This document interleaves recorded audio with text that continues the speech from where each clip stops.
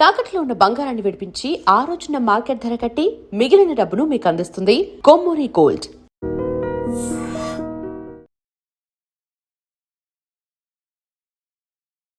నమస్కారం, మీరు చూస్తుంది ఐ డ్రీమ్. నేను మీ కీర్తి. నాతో పాటు ప్రముఖ ఆస్ట్రాలజర్ బ్రహ్మశ్రీ గోరుగుంట్ల సురేష్ బాబు గారు ఉన్నారు. నమస్తే సురేష్ బాబు గారు. కీర్తి గారు నమస్కారం అండి. సో ఏప్రిల్ మంత్ రాశి ఫలాల కోసం అందరూ ఎదురు చూస్తున్నారు. ఉగాది పంచాంగ శ్రవణం అయింది. ఈ సంవత్సరం అంతా ఎలా ఉండబోతోందో తెలియజేశారు. సో ఇప్పుడు ప్రత్యేకంగా ఏప్రిల్ మాసం ఎలా ఉంటుందో. సో ఏప్రిల్ మాసం మనకి ఫస్ట్ మాసం అని చెప్పుకోవాలేమో. ఇందులో ఏప్రిల్ ఏమంటే 15 days చైత్ర మాసం, 15 days వచ్చేటప్పుడు వైశాఖ మాసం ఉంది.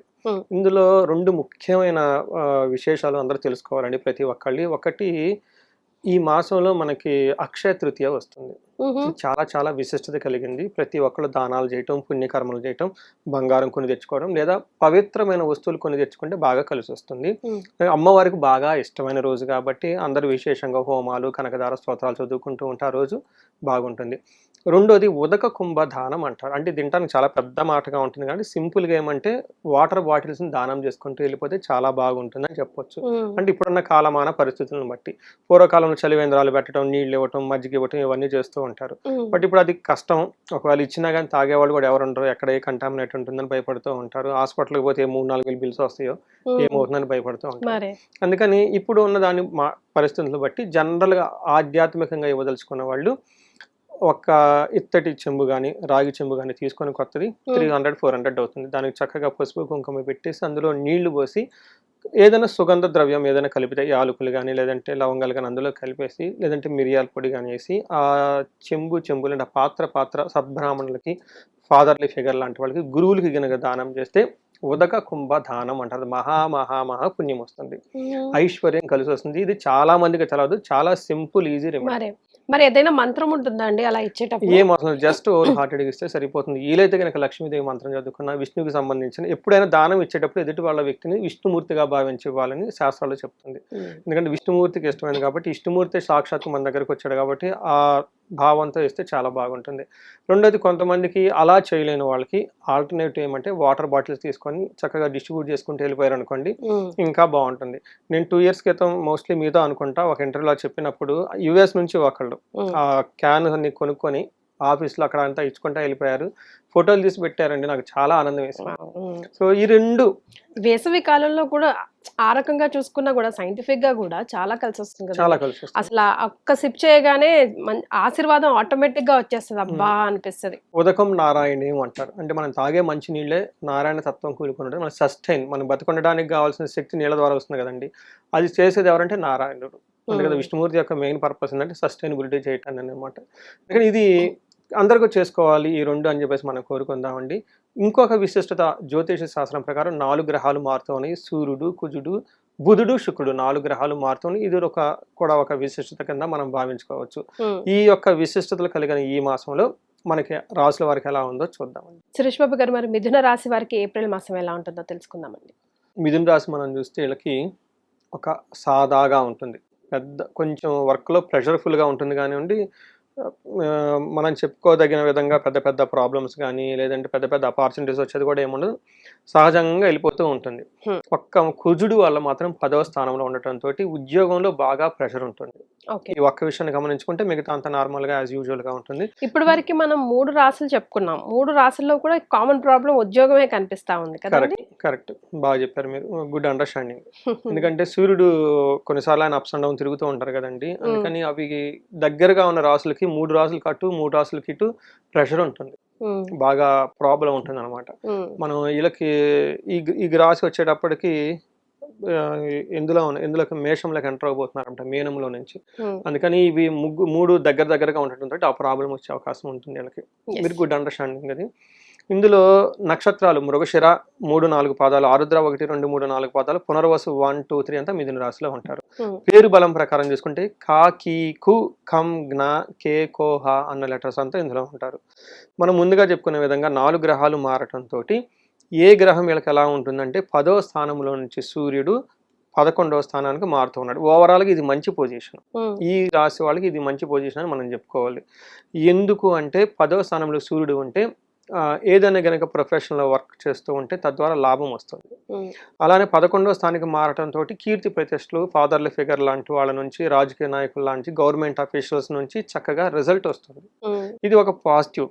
తర్వాత 10వ స్థానంలో కుజుడు ఉండటంతో వర్క్లో చాలా విపరీతంగా ప్రెషర్ ఉంటుంది. అంటే వర్క్ బాగుంటుంది కానీ కంఫర్టబుల్గా వర్క్ చేయరు. అటు ఇటు తిరుగుతూ టెన్షన్ పడుతూ వర్క్ చేసే అవకాశం ఎక్కువగా, అంటే హెవీ వర్క్ లోడ్ ఉంటుందని మనం చెప్పుకోవాలి. ఉమ్, అంటే అగ్రెసివ్గా ఏదో కంప్లీట్ చేయాల్సిన సిచ్యువేషన్స్ వస్తుంది. ఎమర్జెన్సీగా చేయాల్సిన టాస్క్లు చుట్టూ ఉంటాయి. దీంతో ఇంటికి సంబంధించిన వ్యవహారాల్లో సరిగ్గా ఫోకస్ చేసుకోకుండా ఎక్కువగా ప్రొఫెషన్ మ్యాటర్స్లో బాగా ఫోకస్ చేస్తూ ఉంటారు ఈ టైంలో.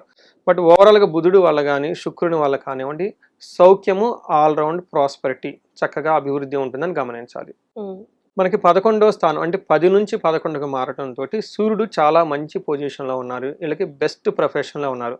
ఈ టైంలో ఎవరికైనా జాబులు లేకపోతే జాబులు వచ్చే అవకాశం ఎక్కువగా ఉంటుంది.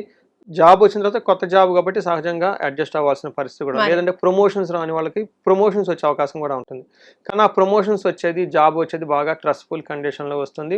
వచ్చిన తర్వాత లేదంటే జాబ్లో చేరిన తర్వాత బాగా టఫ్గా ఉండే పరిస్థితి అయితే ఎక్కువ ఉంటుందని గమనించాలి. ఇక్కడ మనం ఇంకొక విషయం ఏం గమనించుకోవచ్చు, గృహే నిత్యోత్సవం శుభం అని చెప్తారు. ఈ రాశి వాళ్ళకి ప్రమోషన్స్ వస్తే న్యాచురల్గా అందరూ సెలబ్రేట్ చేసుకుంటారు కదండి, మూవీస్కి వెళ్తాం, పార్టీలకు వెళ్తాము, అవన్నీ చేసే అవకాశం కూడా ఎక్కువగా ఉంది. ఈ రాశి వాళ్ళకి అట్లీస్ట్ వచ్చే ఒక 45 డేస్లో ఖచ్చితంగా ప్రమోషను, లేదంటే ఒక స్టెప్ ముందుకెళ్తే కెరీర్ వైజ్ అయితే వెళ్తారు, అందులో నో డౌట్. ఇక్కడ ప్రాబ్లం ఎక్కడ వచ్చిందంటే అండి, 10వ స్థానంలో కుజుడు కూడా ఉండటంతో ఈయనేమి చెప్తాడు, సదా భోజన దుర్బలం, సదా సంచార ఉద్యోగం. ఎంత బిజీ అయిపోతారంటే టయానికి భోజనం కూడా చేయలేంత బిజీ అయిపోతారు. అంతేకాకుండా సదా సంచార ఉద్యోగం, అటు ఇటు బాగా తిరుగుతూ నిలకడగా లేకుండా జాబ్ చేయాల్సిన పరిస్థితి వస్తుంది అని మనం చెప్పుకోవచ్చు. బట్ ఒక విషయంలో జాగ్రత్తగా ఉండాలి, మనీ విషయంలో కొంచెం జాగ్రత్తగా ఉంటే సరిపోతుంది. తర్వాత శుక్రుడు వీళ్ళకి 12వ స్థానంలో ఉంటే మిక్స్డ్ రిజల్ట్ అని చెప్తారు. ఒక పక్క ధనలాభం ఉంటుంది, శుభకార్యాలకు ఖర్చు పెడుతూ ఉంటారు, పడుకోవటం కానీ నిద్రపోవటం కానీ ఇలాంటి విషయాలన్నీ చాలా బాగుంటుంది. ఇంకొక విషయాల్లో ఏం చెప్తారంటే, అంటే ఇది మిక్స్డ్ రిజల్ట్, మన గ్రంథాల్లో కూడా ఈ గ్రహం 12లో ఉంటే కొన్నిట్లో బాగుంటుందని, కొన్నిట్లో ఛాలెంజెస్ ఉంటుందని చెప్తూ ఉంటారనమాట. బట్ ఓవరాల్గా చూసుకుంటే ఈ టైంలో కృష్యాది సర్వ విఘ్నం స్యాత్ అంటారు. అంటే మన హార్డ్ వర్క్ కనుక చేస్తే దాని యొక్క రిజల్ట్ ఆటంకాలతో కూడుకొని ఉంటుంది అని చెప్తారు. సో బట్ రిజల్ట్ అయితే ఉంటుంది అని చెప్పుకోవచ్చు. దీని డైలీ జరిగే డే టు డే వర్క్లో ఆటంకాలు ఉంటుంది, కంఫర్ట్ అంతా ఉండదు, ఈ ఇబ్బంది పడే పరిస్థితి ఉంటుందని చెప్పుకోవచ్చు. కొంతమందికి ఇన్ కేస్ మనకి చెప్పుకోలేని ప్లేసుల్లో కొంచెం డిసీజెస్, వ్యాధులు వచ్చే అవకాశం కూడా ఉంటుంది. తద్వారా హాస్పిటల్స్కి అయితే వెళ్ళి రావాల్సిన అవకాశం ఉంటుంది. బట్ అందరికి కాదు, కొంతమందికి మాత్రం ఇది అప్లై అవుతుంది. ఎస్. సో నక్షత్రాల ప్రకారం ఎంతవరకు సపోర్టివ్గా ఉందండి?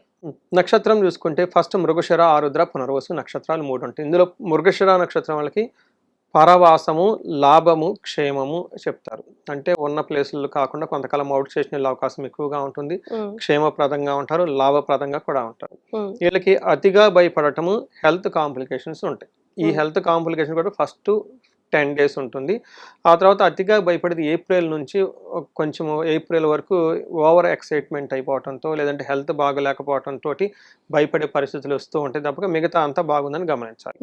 అలానే ఆరుద్ర నక్షత్రం వాళ్ళకి క్షేమంగా ఉంటారు, లాభప్రదంగా ఉంటుంది, అవుట్ స్టేషన్లో ఉంటారు. ఓవరాల్గా చూసుకుంటే వీళ్ళకి కూడాను నాశనము, అతి భయము చూపిస్తుంది. అందులోనూ శుక్రునికి సంబంధించిన వ్యవహారాలలోనూ, లగ్జరీ కంఫర్ట్కి సంబంధించిన వ్యవహారాలలో ఏదో ఒక విషయంలో వీళ్ళకి అనుకున్న పని కాకుండా మధ్యలో ఆగిపోతుంది. తద్వారా వీళ్ళు ఓవర్గా భయపడాల్సిన పరిస్థితి వస్తుందని గమనించాలి. సో ఇది పునర్వసు. అగైన్ పునర్వసు నక్షత్రంలోకి చాలా బాగుంది. వీళ్ళకి పరవాసము, క్షేమంగా ఉంటారు. వీళ్ళకి హెల్త్ కాంప్లికేషన్ చూసుకుంటే చాలా బాగుంటుంది, మిగతా అన్ని విషయాల్లో ఏమీ లేదు. హెల్త్ కాంప్లికేషన్స్ ఉంటాయా? ఉంటాయండి, హెల్త్ కాంప్లికేషన్స్ ఉంటాయి. ఓకే. దేహ పీడం అంటారు అనమాట. ఆరుద్ర నక్షత్రం వాళ్ళకి సుఖంగా ఉండాల్సిన పరిస్థితి ఉండదు, కొంచెం ఇబ్బందులతో ఉండే పరిస్థితి ఎక్కువ ఉంటుంది. బట్ మృగశిర, ఆరుద్ర, పునర్వసు వాళ్ళకి ఇంకొక ముఖ్యమైన సలహా ఏంటంటే, ఇన్ కేస్ ఎవరికైనా చెస్ట్ పట్టుకున్నట్లు ఉన్నా, గ్యాస్ట్రైటిస్ వచ్చినా, లేదంటే హార్ట్ బర్నింగ్గా ఉన్నా కానీ నెగ్లెక్ట్ చేయకుండా ఇమ్మీడియట్గా హాస్పిటల్కి వెళ్ళడం చాలా చాలా అవసరం. ఎందుకంటే చెస్ట్కి రిలేటెడ్ సంబంధించిన భాగాల్లో హెల్త్ కాంప్లికేషన్స్ వచ్చే అవకాశం ఉంటుంది. ఇన్ కేస్ ఎవరన్నా హార్ట్ పేషెంట్స్ స్టడ్స్ అవన్నీ వేసుకుంటూ ఉంటారు కదా, వాళ్ళు ఉంటే కేర్ఫుల్గా ఉండాలి. ఈ టైంలో ఏప్రిల్ ఎండలో కూడా ఎక్కువగా ఉంటుంది. ఏదైనా ఫుడ్ ఆ విషయంలో కొంచెం ఆయిల్స్ అవన్నీ అవాయిడ్ చేయటం, కొంచెం జాగింగ్ వెళ్ళటం ఇవి చేసుకుంటూ ఉంటే బాగుంటుంది. ఇన్ కేస్ ఎక్కడైనా కనుక ప్రాబ్లం అనిపిస్తే డిలే చేయకుండా ప్రికాషన్స్, మెడిసిన్స్ అవి తీసుకుంటే ఉంటే బాగుంటుంది. రైట్. సో మిథున రాశి వారు ఇన్ పర్టికులర్గా ఏమైనా రెమెడీస్ పాటించాలంటారా? వీళ్ళకి కుజుడు 10th హౌస్లో ఉండటంతో కుజుడుకి సంబంధించిన పరిహారం చేసుకుంటే బాగుంటుంది. హనుమాన్ కార్యసిద్ధి మంత్రం లేదా హనుమాన్ చాలీసా చదువుకోవటం ఫస్ట్ రెమెడీ. రెండోది మనకి జంట నాగులు లేదంటే నాగుల కట్ట, గుళ్ళల్లో జంట నాగులు ఉంటాయి, అక్కడ వీళ్ళు అభిషేకం కనుక చేయించుకోగలిగితే వీళ్ళు స్వహస్తాలతో వీళ్ళంతా అభిషేకం చేసి చక్కగా పూజ చేసుకుని అక్కడ పక్కన కూర్చొని కొంచెం సేపు మెడిటేషన్ ధ్యానంలో కనుక చేసుకుంటే ఈ యొక్క కుజుడిని పెట్టే ప్రాబ్లమ్స్ నుంచి బయటపడిపోయే అవకాశం ఎక్కువ ఉంటుంది. ఇవి కాకుండా మనం ముందుగా చెప్పుకునే విధంగా కొన్ని రెమెడీస్ అవి మనం పాటిస్తే ఇంకా చాలా బాగుంటుంది. సో కీర్తి గారు, మనకి నేనేం చేస్తున్నానంటే 35 to 45 ఏజ్ ఉన్న వాళ్ళని తీసుకుంటున్నాను. ఎందుకు ఆ ఏజ్ గ్రూప్ అంటే హైలీ ప్రొడక్టివిటీ ఉంటుంది. ఆ ఏజ్లో ఎనర్జెటిక్గా ఉంటారు, ఫ్యామిలీ ఉంటారు, సొసైటీలో ఉంటారు, 10 years రియల్ టైమ్ ఎక్స్పీరియన్స్ ఉంటుంది, మేనేజర్ పొజిషన్లో ఉంటారు. ఎన్ఆర్ఎల్ అయితే ఒక మంచి పొజిషన్లో ఖచ్చితంగా అయితే ఉంటారు, ఎందుకంటే వాళ్ళకున్న చదువుకి.